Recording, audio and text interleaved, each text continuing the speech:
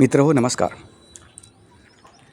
मित्रहो, आपल्या देशाचे थोर दिवंगत पंतप्रधान राजीव गांधी आणि पी.व्ही. नरसिंहराव यांनी त्यांच्या काळात घेतलेल्या जागतिक धोरणाशी संबंधित अनेक निर्णयांमुळे आज आपण जगाशी जोडलो गेलो आहे. आपल्याला माहीत नसेल की तुमच्या घरी वेगवेगळ्या कंपन्यांचे टी व्ही आहेत, वेगवेगळ्या कंपन्यांचे कॉम्प्युटर आहेत, वेगवेगळ्या कंपन्यांचे मोबाईल आहेत. या सर्व गोष्टी तुमच्या हातात अगदी इझी येऊन गेल्या. त्या कोणामुळे? तर या दोन थोर नेत्यांमुळे. कारण त्यांनी भारतीय अर्थव्यवस्था म्हणण्यापेक्षा भारतीय बाजारपेठ ही जगासाठी खुली केली.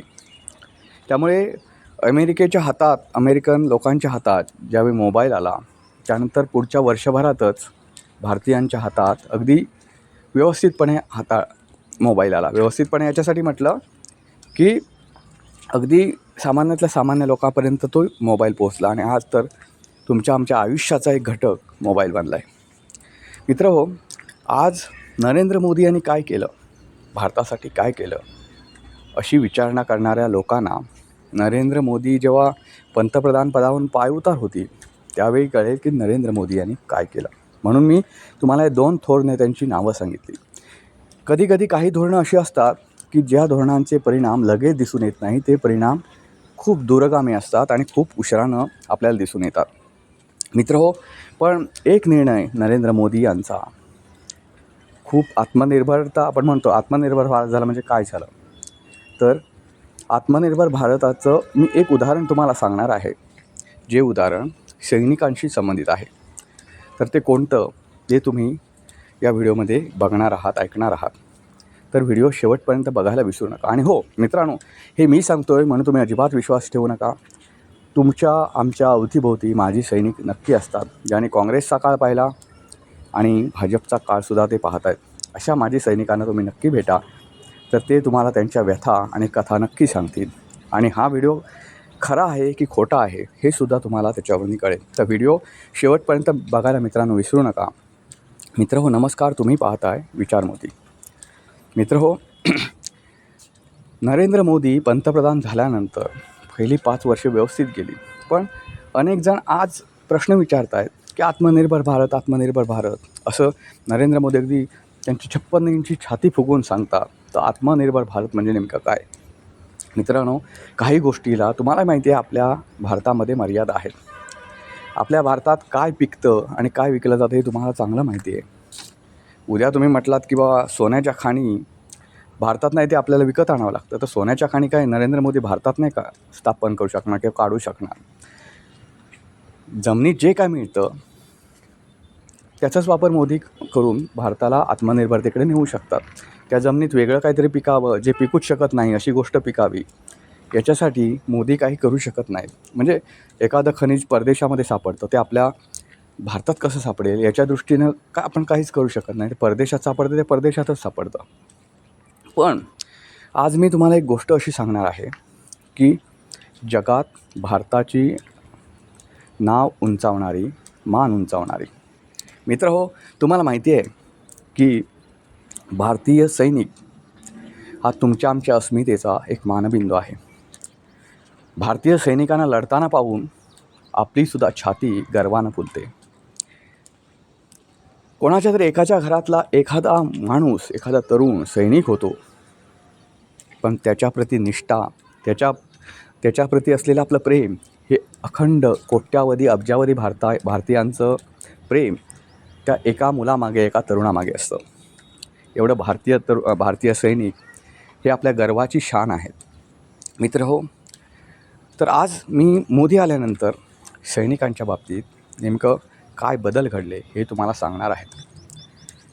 मित्रहो, 2 ते 3 माजी सैनिकांना मी या विषयावर भेटलो, कारण हे मी ऐकून होतो. त्यामुळे म्हटलं माजी सैनिकांशी बोलूया, ज्या माजी सैनिकांनी काँग्रेसचा काळसुद्धा पाहिला आहे आणि सैनिक म्हणून आणि मोदींचा काळसुद्धा पाहिला आहे. तर या तिन्ही माजी सैनिकांचं वेगवेगळ्या ठिकाणचे होते, असे एका भागातले नाहीत, एका विभागातले नाहीत.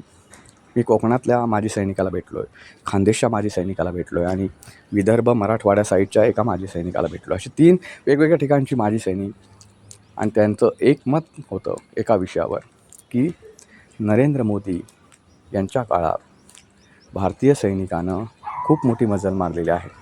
कशी ती आता आपण पाहणार आहोत. मित्रांनो,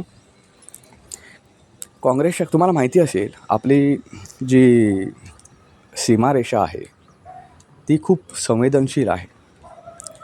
त्यापुढे पाकिस्तान आहे.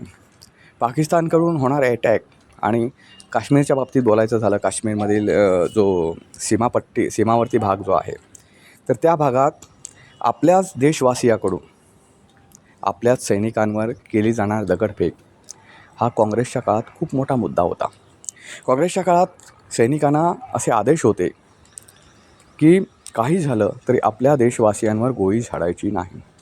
आता हे वर करणे तुम्हाला वाक्य वाटतं की बरोबर सांगितलं होतं काँग्रेसजनांनी, पण आपल्या देशातला माणूस आपल्याच सैनिकावर जेव्हा दगडफेक करतो त्यावेळी हे वाक्य खोटं ठरतं. आणि तुम्हा आम्हालासुद्धा वाटेल की कोणीही असो, आपल्या सैनिकावर जो दगड उचलतो, जो शस्त्र फेकतो, शस्त्राचा वापर करतो, मग तो देशातील असो किंवा देशाबाहेरचा असो, तो गद्दारच आणि त्याला त्याच भाषेत उत्तर द्यायला पाहिजे. या माझ्या मताशी तुम्हीसुद्धा नक्की सहमत असाल. मित्रांनो, एका माजी सैनिकानं तर त्याच्या छाताडावर बसलेल्या दगडाविषयी सांगितलं. त्याच्या छातीवर आजसुद्धा त्या दगडाची खूण आहे. म्हणजे सकाळच्या काळात सैनिक जेव्हा म्हणजे एका सैन्याची तुकडी जेव्हा सीमावर्ती भागात जायची पहाऱ्यासाठी, तर त्यावेळी त्यांचं स्वागत हे तिथले स्थानिक लोक जे होते ते दगडानंच करायचे. त्यानं असं सांगितलं की काही छोटी छोटी मुलं, अल्पवयीन मुलं, त्यांच्याकडून हे दगडफेक करणारे लोक दगड घ्यायचे.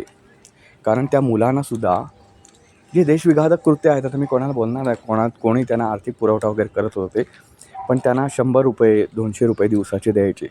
ते 100-200 रुपये मिळवण्यासाठी ही मुलं दगडं आणून द्यायची आणि मग मोठी लोकं आपला सैन्याची गाडी दिसली की त्याच्यावर दगडफेक करायची.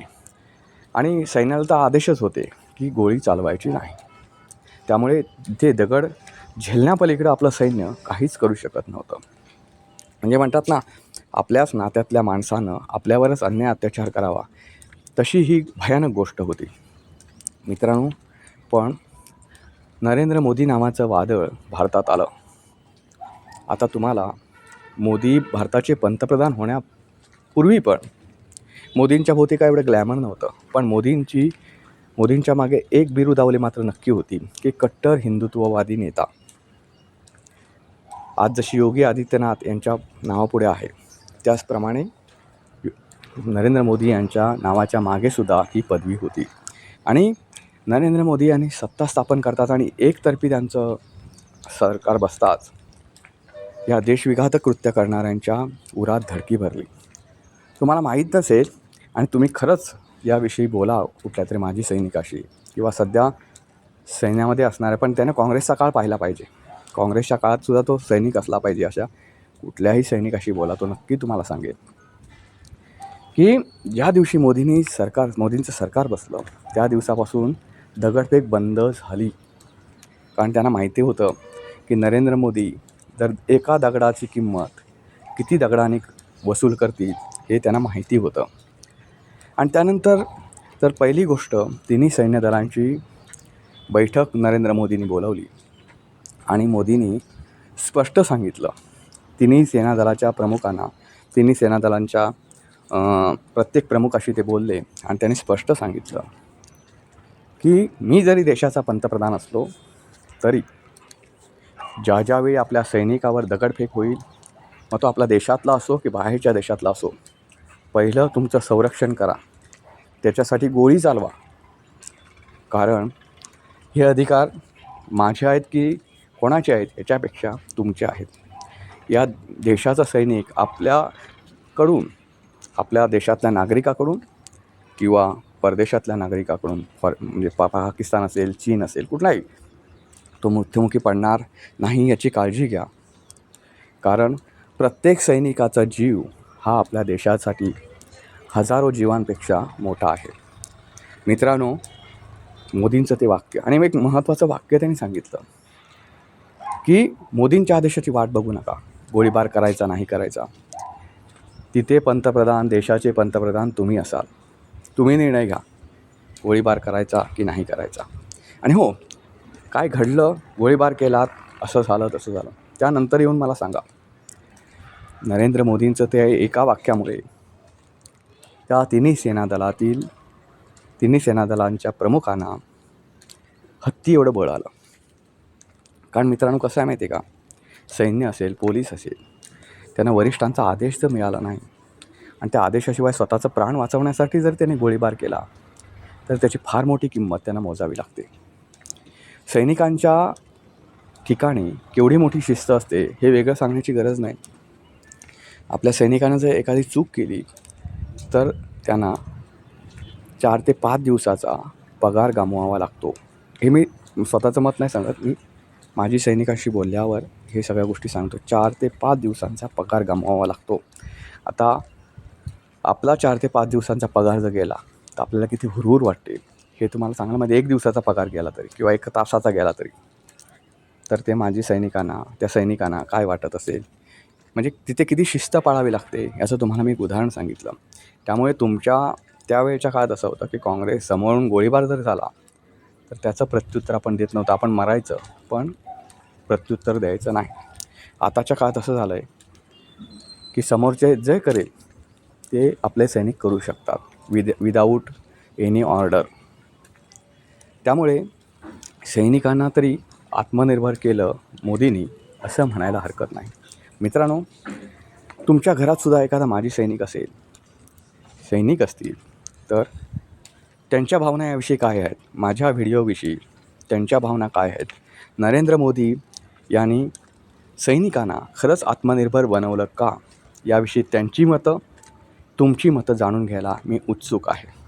पुन्हा भेटू पुन्हा एका अशा नवीन व्हिडिओसह. तोपर्यंत नमस्कार.